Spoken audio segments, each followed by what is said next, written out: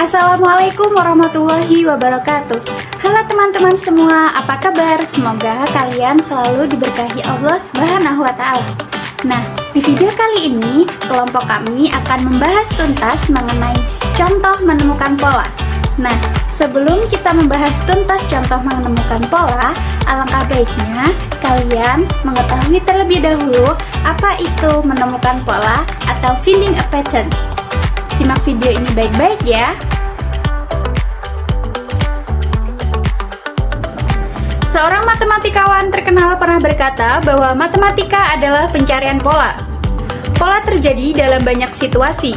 Siswa memerlukan latihan dalam memeriksa data untuk melihat apakah suatu pola ada. Beberapa soal sebenarnya akan menyatakan bahwa suatu pola ada dalam barisan bilangan dan meminta siswa untuk menemukan pola tersebut atau melanjutkan barisan tersebut untuk beberapa suku tambahan. Masalah lain mungkin memerlukan tabel atau daftar untuk mengatur data dan melihat apakah suatu pola muncul. Namun, strategi pemecahan masalah yang sangat ampuh untuk masalah yang tidak secara langsung memerlukan pencarian pola adalah dengan mencari pola dan kemudian menggunakannya untuk memecahkan masalah. Bagaimana sih pembelajaran itu dapat dikatakan menyenangkan?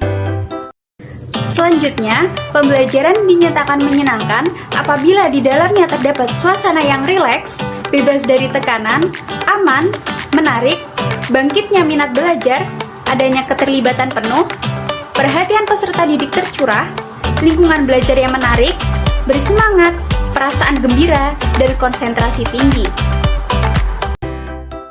Lalu, pembelajaran seperti apa yang tidak menyenangkan itu?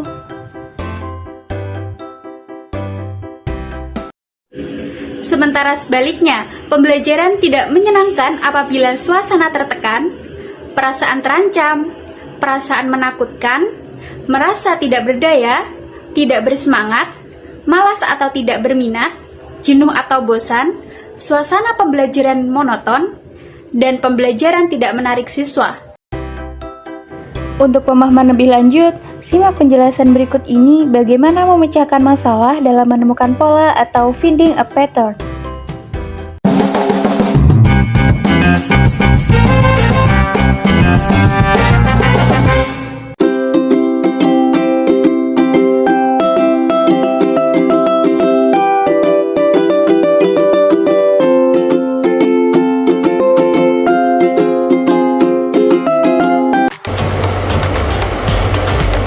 Berapakah dua bilangan berikutnya pada barisan 2, 3, 5, 7, 11, 13, 17?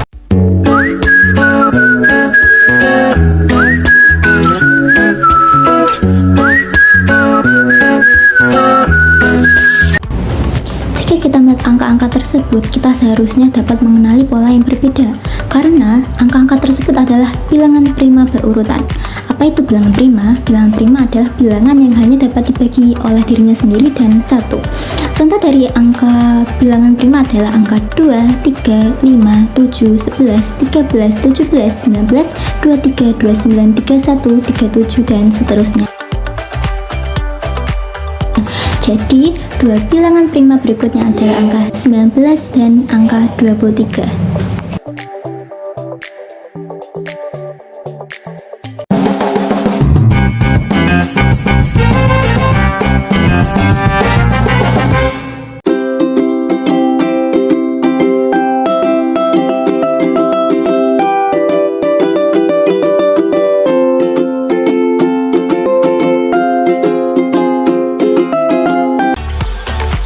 Soal nomor 2.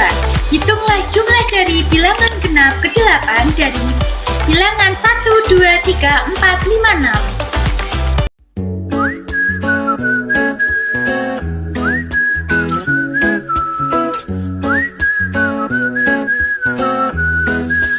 Solusi. Bilangan genap adalah bilangan asli yang habis dibagi 2 atau kelipatannya. Contohnya seperti angka 2, 4, dan seterusnya.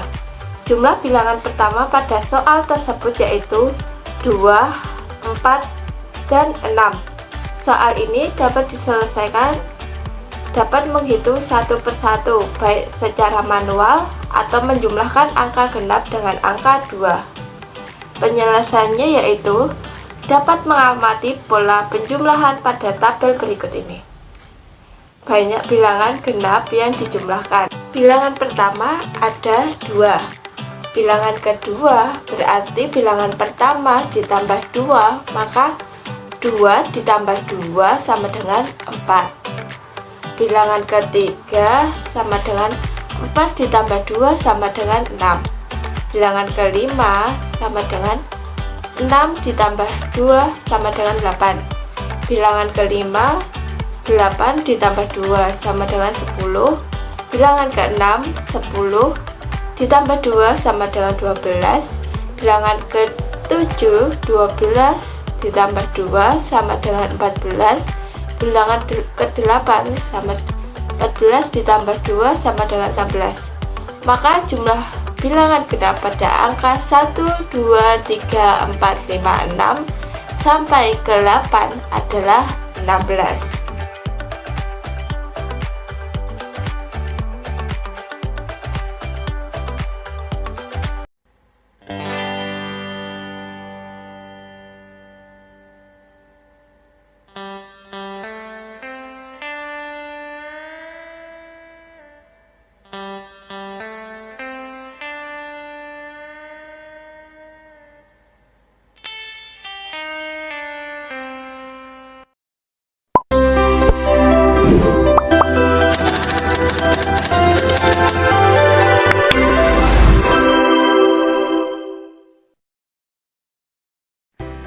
Strategi pemecahan masalah finding a pattern.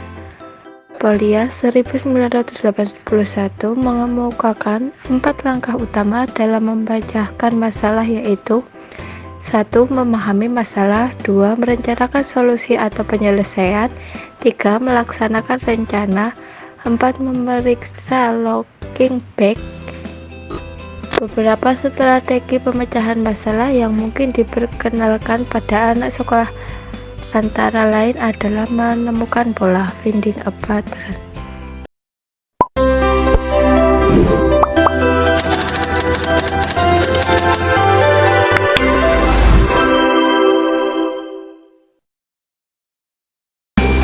Pengaruh penerapan strategi pemecahan masalah finding a pattern terhadap kemampuan penalaran analogi matematik peserta didik. Strategi pemecahan masalah sangat berkaitan erat dengan kemampuan penalaran siswa. Karena dalam strategi pemecahan masalah, setiap langkah yang dilakukan senantiasa muncul pertanyaan, apa yang saya lakukan? Hal apa yang bisa saya bantu dalam menyelesaikan masalah? Nah, sehingga di dalam strategi pemecahan masalah terjadi proses berpikir atau penalaran. Maka dapat diasumsi bahwa strategi pemecahan masalah dapat membantu meningkatkan kemampuan penalaran matematik siswa.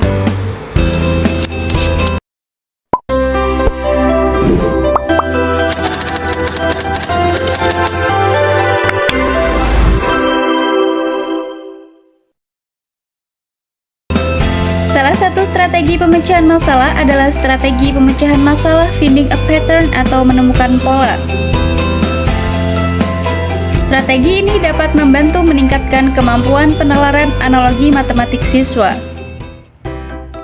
Menurut Fajar Shodiq tahun 2004 nomor 13, strategi pemecahan masalah finding a pattern atau menemukan pola, yaitu berkaitan dengan pencarian keteraturan. Dengan keteraturan yang sudah didapatkan tersebut akan lebih memudahkan kita untuk menemukan penyelesaian masalahnya.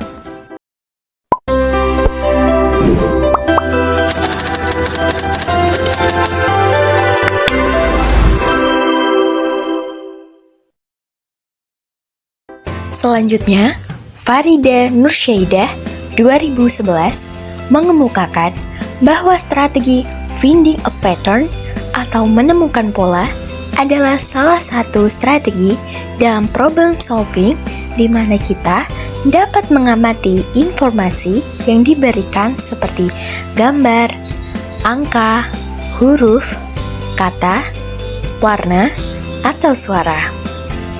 Dengan mengamati beberapa elemen yang diberikan tersebut, Kadang-kadang, secara berurutan kita dapat memecahkan masalah yang diberikan dengan menentukan apa yang menjadi elemen selanjutnya, dan elemen tersebut akan membentuk pola yang diberikan.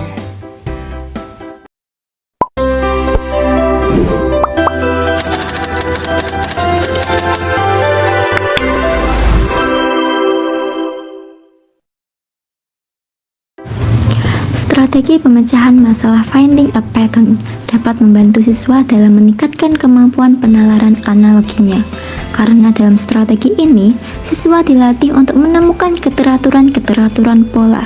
Misalnya pada materi barisan dan deret, siswa mampu melihat hubungan-hubungan pada barisan bilangan atau barisan gambar, kemudian mempergunakan hubungan itu untuk memperoleh bilangan-bilangan atau gambar-gambar selanjutnya. Selain itu, pada langkah terakhir dari strategi pemecahan masalah finding a pattern, terdapat kegiatan siswa untuk menemukan cara lain yang berbeda dengan cara yang sedang dipelajari dalam menyelesaikan masalah.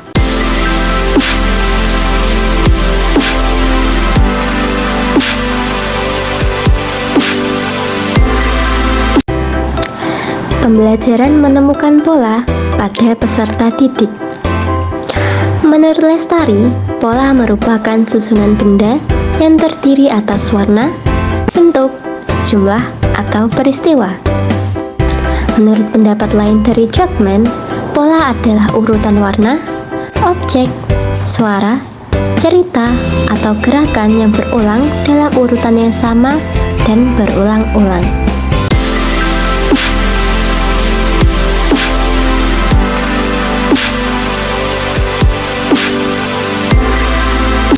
Menurut Rita Johnson, pola adalah menemukan urutan yang dapat diprediksi, dan pola pertama yang berinteraksi dengan anak adalah pola berulang, yaitu seperti warna biru, warna merah, warna biru, warna merah.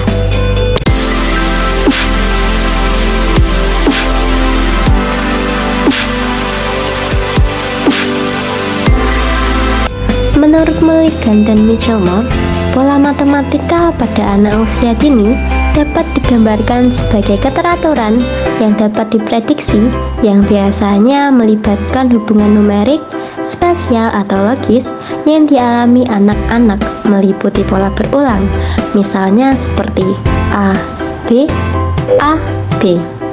Selanjutnya ada pola struktural spasial, misalnya seperti berbagai bentuk geometris, dan selanjutnya ada pola bertingkat, misalnya seperti 2, 4, 6, 8.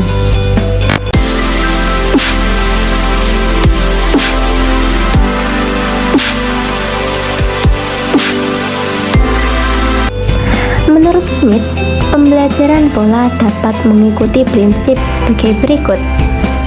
A. Pola dapat berupa numerik atau non-numerik. Pola numerik yaitu melibatkan angka atau bilangan, sedangkan non-numerik yaitu melibatkan bentuk, suara, atau atribut lainnya seperti warna atau posisi. B. Pola dibedakan menjadi 3 jenis umum, yaitu pola berulang, pola bertingkat, dan pola mengenai hubungan. Dalam pola berulang, elemen ini misalnya seperti 246, 246, 246. Dalam pola bertingkat, elemen ini digunakan sebagai blok bangunan untuk membuat elemen yang lebih besar, misalnya seperti XY, XYY, XYYY. Sedangkan dalam pola mengenai hubungan, koneksi dibuat di antara dua himpunan,